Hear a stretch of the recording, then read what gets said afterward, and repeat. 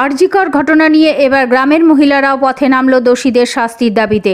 বিশাল প্রতিবাদ মিছিলে পা মেলালেন কয়েকশো মহিলা। রাজগঞ্জের আমবাড়ি ফালাকাটার তারঘেরা ময়দান থেকে এই মিছিল বের হয় শুক্রবার সন্ধ্যায়। আরজিকর ঘটনায় এখনও দোষীরা শাস্তি পায়নি। দোষীদের অবিলম্বে শাস্তির দাবিতে এই প্রতিবাদ মিছিল করা হয় রাজগঞ্জের আমবাড়ি ফালাকাটায়। কয়েকশো মহিলার উপস্থিতিতে এক বিশাল মিছিল বের হয়। এই ঘটনা আমাদের সকলকে নাড়িয়ে দিয়েছে, কিন্তু সরকারের ঘুম ভাঙেনি। এত বড় একটি ঘটনা হওয়ার পরেও সরকার নিশ্চুপ। প্রশাসন অবিলম্বে দোষীদের গ্রেপ্তার করে কঠোরতম শাস্তি প্রদান না করলে বড় আন্দোলনের পথে হাঁটবে নারীরা। 9 আগস্ট আমরা জানি যে আরজিকর হসপিটালে একটা দুর্ঘটনা ঘটে। একটা মেয়ের সাথে, যিনি ওখানে অ্যাজ এ স্টুডেন্ট এবং চাকরি করতেন, তার সাথে একটা ভয়ঙ্কর দুর্ঘটনা ঘটে। আমরা চাই যে বা যারা তার সাথে এরকম করেছে এই মানে তাদের বিরুদ্ধে যেন কঠিনতম শাস্তি প্রশাসন গ্রহণ করে। সেই জন্যই আমরা আজকে সবাই মিলে এই মিছিলে বেরিয়েছি। আমরা চাই প্রশাসনকে জানাতে চাচ্ছি যেন তারা অবিলম্বে এটার প্রতি তাড়াতাড়ি কোনো অ্যাকশন গ্রহণ করুক, কারণ তারা কিছুই করছে না।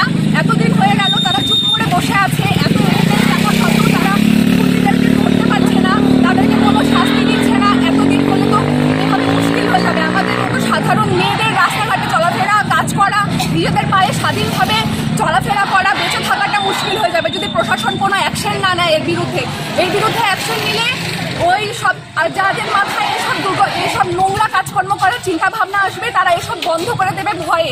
পুলিশ যদি কোনো অ্যাকশন না নেয় তাহলে তো আর কিছু বলারই নেই। এই জন্যই আমরা সবাই মিলে একসাথে এই মিছিলে বের হয়েছি, যেন পুলিশ এর ব্যাপারে কোনো অ্যাকশন গ্রহণ করুক। প্রতিবাদ মিছিলের মধ্যে দিয়েই বার্তা দিতে চাচ্ছি যে যেন সাধারণ মেয়েরা একটু সাধারণভাবে বাঁচতে পারে, তারা যেন নিজেদের পায়ে সব মানে স্বাধীনভাবে চলাফেরা করতে পারে, স্বাধীনভাবে কাজকর্ম করতে পারে। কারণ মেয়েদের অনেক স্বপ্ন থাকে, এই সব নোংরা পরিবেশের জন্য তারা নিজেদের স্বপ্ন পূরণ করতে পারছে না। আমরা এর জন্য এই প্রতিবাদে এগিয়েছি যেন সব কিছু স্বাভাবিকভাবে সবাই যেন চলাফেরা করতে পারে। আমরা অবশ্যই চেষ্টা করব যতক্ষণ না এই প্রতিবাদে কোনো রকম পুলিশ কোনো অ্যাকশন নিচ্ছে বা খুনিরা তাদের সঠিক শাস্তিটা পাচ্ছে, ততক্ষণ আমরা এই পর্যন্ত আমরা এই মিছিলটা চালিয়েই যাব, এই প্রতিবাদটা করেই যাব যতক্ষণ না তার খুনিদের আমরা শাস্তি দিতে পারছি।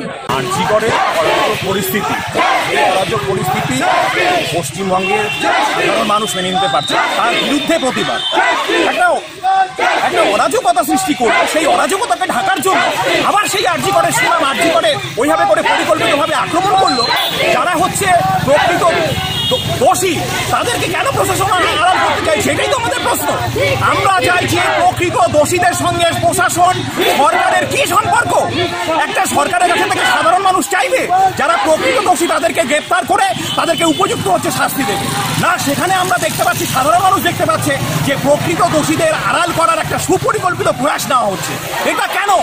এটা কি হচ্ছে যারা হচ্ছে দোষী, যারা ধর্ষণকারী তাদের সরকার চলছে?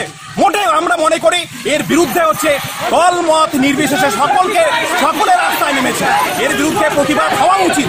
যেভাবে করে মানুষ নেমেছে সরকারের বোঝা উচিত, যেটা ন্যায়গত, যেটা হচ্ছে সরকারের জাস্টিফিকেশন যেটা করা উচিত সেটাই করা হচ্ছে, তারা যেন করে।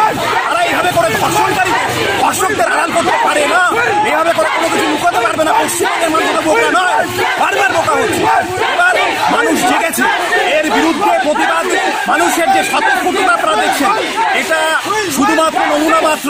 এটা হচ্ছে যদি প্রশাসন উপযুক্ত ব্যবস্থা না নেয় তাহলে এটা আরো তীব্র থেকে তীব্রতর আকার ধারণ করবে। যে প্রশাসন যেই দায়িত্ব নিয়ে যিনি তদন্ত করবেন তাকে উপযুক্ত নিরপেক্ষভাবে যে প্রকৃত দোষী তাকে গ্রেপ্তার করতে হবে।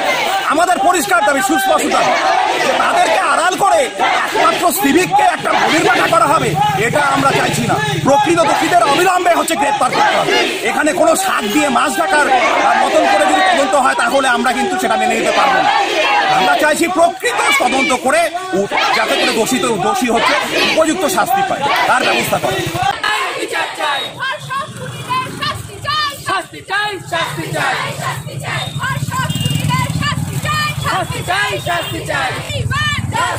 পুলিশ তুমি উর্দি ছাড়াও, ভর্তি ছাড়া